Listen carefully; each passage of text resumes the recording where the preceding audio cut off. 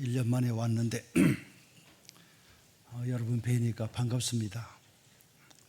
1부, 2부 이렇게 설교하고 나니까 목소리가 잠겼어요. 자주 설교할 그럴 상황이 안 되니까 그냥 그렇게 살다가 오늘 아침부터 와서 이렇게 설교하니까 목소리가 잠겨서 여러분들에게 좋은 목소리로 대하지 못해서 죄송하게 생각합니다. 제가 먼저 여러분에게 감사의 말씀을 드려야 되겠습니다. 작년 12월 5일 날 태국으로 가서 2월 24일, 금년 2월 24일 날 돌아왔습니다. 한 2개월 20일 동안 태국에 있으면서 선교사님들 돕고 또 제가 해야 되는 선교의 일이 생겨나서 그 일을 좀 돕다가 그렇게 돌아왔습니다. 하나님께서 앞으로 은혜 주시면 또 건강 주시면 한 10년 동안 1년에 한 2달여 내외 이제 외국에 가서 선교하고 그렇게 살려고 합니다. 여러분들 생각나실 때마다 기도해 주시기를 부탁을 드립니다. 오늘 60주년 그런 주일인데 제가 말씀을 한 1시간 정도 준비해 왔거든요. 1시간 말씀을 전하면 아마 절반은 갈 것 같아요. 지금 여기 시계가 37분인데 그래도 예배 시간 안에 마치도록 최선을 다해 보겠습니다. 준비 많이 했는 것, 잘 줄이는 것도 실력이니까 실력을 발휘해서 그렇게 한번 하도록 하겠습니다. 먼저 기도하겠습니다.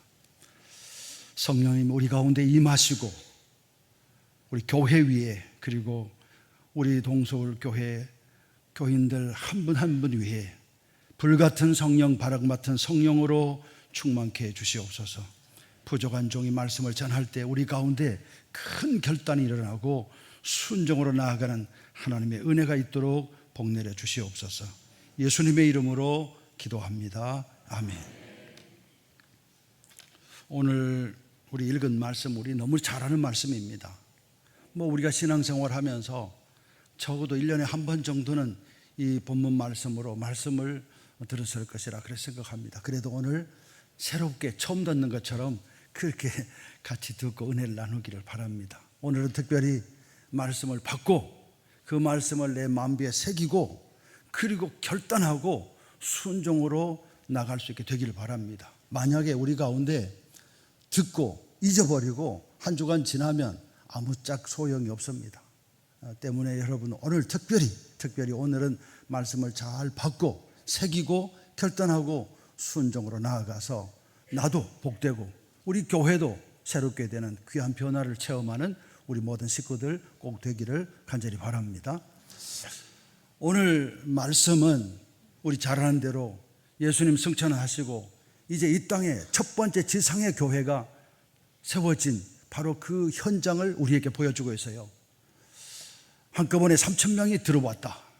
그리고 모여서 찬송하고 기도하고 그리고 자기 것을 조금도 자기 것이라 하지 않고 필요를 따라 나누어지는 그런 교회. 이 교회가 첫 번째 세워진 예루살렘 교회였습니다.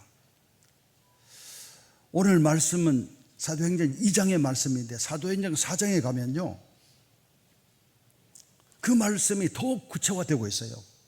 그들은 모이면 기도하고 모이면 나가서 전도하고 복음 전하고 그리고 교회 안에서는 찬양하고 기도하고 서로 사랑하되 자기 것을 도무지 자기 것을 하지 않고 필요를 따라 나누어지는 그런 교회가 됐다. 그렇게 말씀하고 있어요.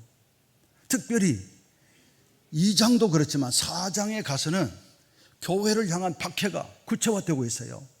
그 당시 예루살렘 교회 120명이 중심이 된 교회 그리고 3,000명이 늘어나서 3,100여 명으로 늘어나는 그 교회에 박해가 시작됐어요. 그래서 교회 지도자 중에 첫 번째 지도자인 베드로와 요한이 붙잡혀 갔어요. 그래서 매를 많이 맞고 그리고 감옥에 갇혔어요. 그리고 석방이 됐습니다.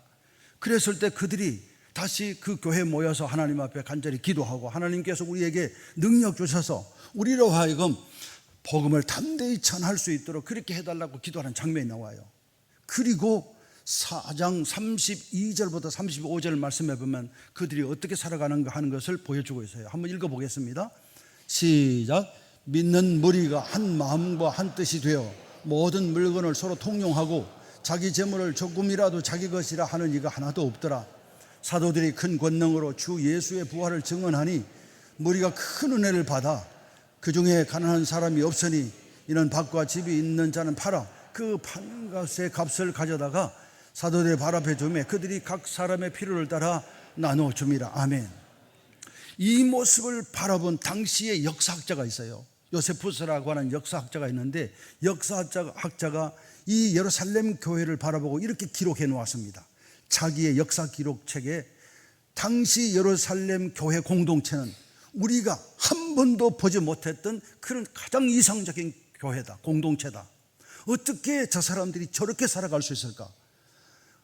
박해가 있고 어려움이 상존하고 있는 그와 같은 때 저들은 어떻게 교회 안에서 저렇게 행복하게 살아갈 수 있을까? 어쩌면 저렇게 살아갈 수 있을까? 바깥의 사람들은 그 교회를 어떻게 바라보았는가?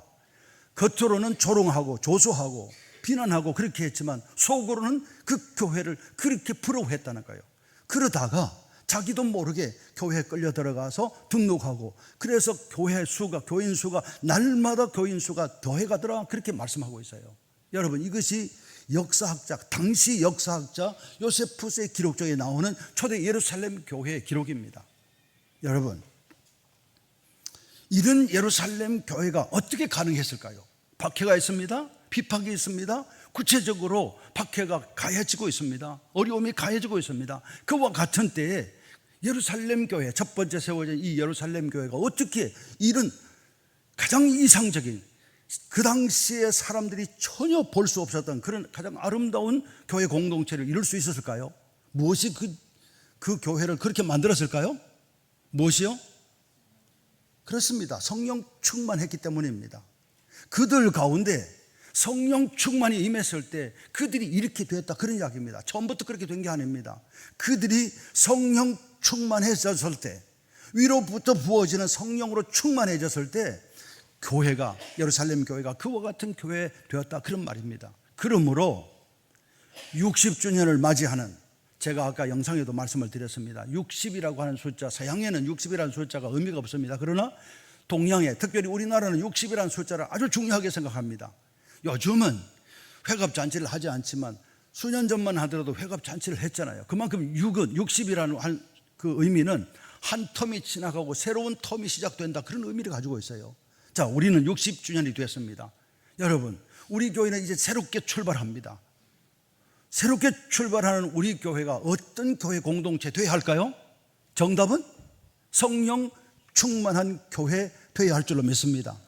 마지막 때 부어주시마 약속되어진 성령으로 충만해서 세상 사람들이 상상할 수 없는 그런 교회 공동체를 이루어 세상으로부터 부러움의 대상이 되는 교회, 그리고 내적으로는 역사를 감당해가고 기적을 일으켜가는 그런 교회, 그 교회가 60주년을 시작하는 우리 동서울교회가 될 수 있게 되기를 주님의 이름으로 축원합니다. 이것은 돼야 되는 것이지 여러분 되면 좋겠다 그것이 아닙니다. 이것은 반드시 60주년을 맞이하는 우리 교회가 반드시 해나가야 되는, 반드시 성령 충만 받아야 되고 성령 충만과 함께 기적과 하나님의 은혜와 역사와 축복을 일으켜 나아가는 그런 교회 되어야 할 줄로 믿습니다. 그렇다면 우리 어떻게 해야 됩니까? 우리 어떻게 해야 이 마지막 때 부어주신 성령으로 충만해서 우리 교회가 서울의 동쪽에 있는 작은 교회지만 우리 교회가 새 역사의 주인공으로 나아가는 그런 교회 될 수 있을까요? 기적을 경험하고 행복을 체험하는 그런 교회 될 수 있을까요? 사람들이 부러워하는 교회 될 수 있을까요? 전도를 그야말로 최선을 다하지 않아도 날마다 그 수가 교회를 부러워하다가 수가 더해져가는 그런 교회 될 수 있을까요? 저는 세 가지로 잠깐 말씀을 드릴까 합니다. 첫 번째는요, 우리 교회 적어도 모두가 그렇게 하면 좋겠지만 적어도 우리 교회 주요 멤버들이, 주요 멤버라고 하면요 목회자들 모두, 그리고 장로님들 모두, 안수집사님들 모두, 그리고 권사님들 모두, 찬양대 모두, 교사들 모두, 이것이 주요 멤버들입니다. 적어도 주요 멤버들이 하나님의 말씀 앞에서는 따지지도 말고 묻지도 말고 계산하지도 말고 하나님 말씀 앞에서는 순종하는 교회로 나아갈 때, 순종하는 하나님의 말씀 앞에 순종하는 체질 변화된 교회가 될 때 하나님께서 우리 교회에 준비하신 하나님의 영을 물붓듯이 부어주시고 불같은 성령, 바람 같은 성령을 부어주셔서 우리 교회가 하나님의 역사를 일으켜가는 그런 교회로 나아가게 될 줄로 믿습니다. 세상이 아무리 어렵고 힘들지만 교회에 오면 천국을 체험하는 그런 교회 되게 될 줄로 믿습니다. 그러므로 우리들이 어떻게 해야 됩니까? 하나님의 말씀에, 목사님 말씀이 아닙니다. 하나님의 말씀, 목사님이 선포하시는 하나님의 말씀, 예수님의 말씀, 그리고 성령께서 주시는 레마의 말씀 앞에 머뭇거리지 말고 즉시 끝까지 이해가 안 돼도 손해가 돼도 순종해 갈 때, 적어도 우리 교회 핵심 멤버들이 그렇게 갈 때 하나님은 우리 교회에 반드시 성령의 충만을 부어주시고 역사를 만들어가는 그런 교회 되게 해주실 줄로 믿습니다. 요한복음 2장 말씀에 보면 물이 변하여 포도주 됐다. 여러분, 누가 그 일을 일으켰습니까? 예수님이셨습니다. 그때 당시에 예수님은 목수의 아들이었어요. 세상에 그 이름이 알려지지 않았을 때입니다. 그런데 그 혼인잔치집에 아직 신랑이 오지도 않는 그런 상황 속에 포도주가 떨어졌습니다. 낭패입니다. 실패로 끝날 수밖에 없는, 말도 안 되는, 상상도 안 되는 그런 일이 벌어진 거예요. 사람들이 너무 많이 왔는가 봐요. 그래서 포도주가 떨어졌습니다. 그때 예수님의 어머니가 말합니다. 예수님 말씀에 순종하라고. 그 말씀을 들은 그 집 주인장과 그리고 주방장과 모든 하인들이 예수님 말씀대로 그대로 순종했습니다. 이해가 안 됐습니다. 손발 씻는 돌 항아리에 물을 채우라. 그리고 그 물을 떠서 갖다 주라. 손님들에게 갖다 주라. 말이 됩니까? 이해가 안 됩니다. 말도 안 됩니다. 그런데 모두가 그렇게 했을 때 물이 변하여 포도주가 돼서 칭찬이 자자하고 기적이 일어나는 그런 축복의 잔치집이 된 것입니다. 사랑하는 여러분, 우리 교회가 정말 그런 교회 되려면, 정말 초대 예루살렘 교회 같은 이런 교회 되려면, 아무리 우리의 정치적인 상황이 어렵다 할지라도 교회 오면 천국을 체험하는 그런 교회 되려면 어떻게 해야 됩니까? 적어도 우리 교회 핵심 멤버들이 하나님 말씀이라면 따지지도 말고 묻지도 말고 계산하지도 말고 하나님 말씀에 순종해 갈 때 우리 교회 이와 같은 교회 될 줄로 믿습니다. 이와 같은 순종이 있게 되기를 주님의 이름으로 축원합니다. 두 번째입니다. 어떻게 할 때? 1장, 사도행전 1장으로 넘어가면 1장 14절 말씀 같이 읽어보겠습니다. 사도행전 1장 14절 시작. 여자들과 예수의 어머니 마리아와 예수의 아우들과 더불어 마음을 같이하여 오로지 기도에 힘쓰더라. 여러분, 120명이 주님 말씀에 순종해서 갔습니다. 예수님 성천산에 모였던 880명은 집으로 돌아가고, 적어도 880명은 집으로 돌아가고 썰물처럼 빠져나가고, 그 중에 남아있던 120명, 말씀에 순종했던 120명 한번 가보자. 우리가 3년 동안 예수님 따라다니는데 이렇게 끝날 수는 없지. 예수님 말씀에 한번 순종해보자. 그래서 갔던 120명이 어떻게 했다고요? 더불어 마음을 같이하여 오로지 기도에 힘썼다고요. 저는 확신합니다. 우리 교회 중요 멤버들이 이 60주년 이 1년 안에 이와 같은 일을 하면 모두가 모여서 한 마음으로 오로지 기도하게 마음을 같이하여, 더불어 마음을 같이하여 기도에 힘쓰면, 오로지 기도에 힘쓰면 약속되어진 성령의 충만은 반드시 부어진다고 확신합니다. 아멘입니까? 하나님은 우리에게 부어주시고자 안달하시는 분이지 찔끔찔끔 주시는 하나님이 아니십니다. 왜 우리가 못 받습니까? 사모하지 않고 기도하지 않기 때문입니다. 오로지 마음을 같이하여, 더불어 마음을 같이하여 기도에 힘쓰면 하나님은 마지막 때 부어주시면 약속하신 것을 아끼지 아니하시고 양동이로 물을 붓듯이 우리 교회 위에 부어주실 줄로 믿습니다. 여러분 한 분 한 분 위에 이와 같은 성령의 충만을 부어주실 줄로 믿습니다. 그 사람들이 모여서 기도한 제목이 뭘까요? 자, 그 사람들이 모여서 기도한 기간은 한 열흘 됐습니다. 예수님 성천하신 날이 예수님 부활하시고 40일 만에 성천하셨습니다. 그리고 열흘이 지났을 때 오순절 날이 됐습니다. 열흘 동안 그 사람들이 그렇게 기도했습니다. 기도하면서 그들이 무슨 제목을 가지고 기도했을까? 무슨 제목을 가지고 기도했을까요? 무슨 제목? 하나밖에 없었습니다. 성령으로 충만하게 해달라고. 자식 위해서 기도하지 않았습니다. 건강 위해서도 기도하지 않았습니다. 부모님 위해서도 기도하지 않았습니다. 사업장 위해서도 기도하지 않았습니다. 오직 성령의 충만을 달라고. 왜요? 그거 아니면 답이 없었기 때문에. 우리 주님 말씀하셨잖아요. 1장 8절 9절. 오직 성령이 너희에게 임하시면 너희가 권능을 받고 예루살렘과 온 유대와 사마리아와 땅 끝까지 내 증인이 된다. 그렇게 말씀하셨기 때문에 그래 한번 해보자. 한번 받아보자. 그렇게 해서 그들이 그렇게 기도했더니 2장 1절 4절부터 어떤 일이 일어났습니까? 마침 오순절 절기가 시작되는 첫날에 하늘로부터 성령의 불이 바람과 같은 성령이 그들 온 가정 집에 가득했고 그리고 한 사람 한 사람 위에 가득했다. 그렇게 말씀합니다. 여러분, 우리 교회가 이 60주년 간에 우리 목사님께서 그렇게 기도하자 했을 때 한 사람도 빠짐없이 나는 소 키우러 간다. 나는 밥 갈러 간다. 나는 사업하러 간다. 나는 주식하러 간다. 그렇게 하고 하지 말고 여러분 모두가 한 곳에 모여서 생명을 걸고 기도 한번 해보세요. 하나님 반드시 허락해 주실 줄로 믿습니다. 그래서 우리 교회 변화되고 기적이 일어나고 하나님의 역사가 일어나는 그런 교회가 되기를 주님의 이름으로 축원합니다. 마지막으로 2장 사도행전 2장 37절 38절 시작. 그들이 이 말을 듣고 마음에 찔려 베드로와 다른 사도들에게 물어 이르되 형제들아 우리가 어찌할꼬 하거늘 베드로가 이르되 너희가 회개하여 각각 예수 그리스도의 이름으로 세례를 받고 죄사함을 받으라. 그리하면 성령의 선물을 받으리니. 아멘. 세 번째는 회개해야 됩니다. 하나님의 새 역사는 회개할 때부터입니다.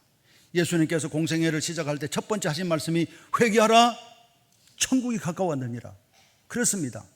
하나님은 어떤 사람에게 은혜를 주시는가, 어떤 공동체에 은혜를 주시는가, 하나님의 말씀이 선포될 때, 기도할 때, 우리 마음에 찔림이 올 때 이를 갈고 덤벼드는 사람이 아니고 하나님 앞에 나의 잘못과 허물을 돌아보고 가슴을 치며 회개하며 통에 자복하는 그 심령 위에, 그 공동체 위에 하나님께서 은혜 베푸시는 줄로 믿습니다.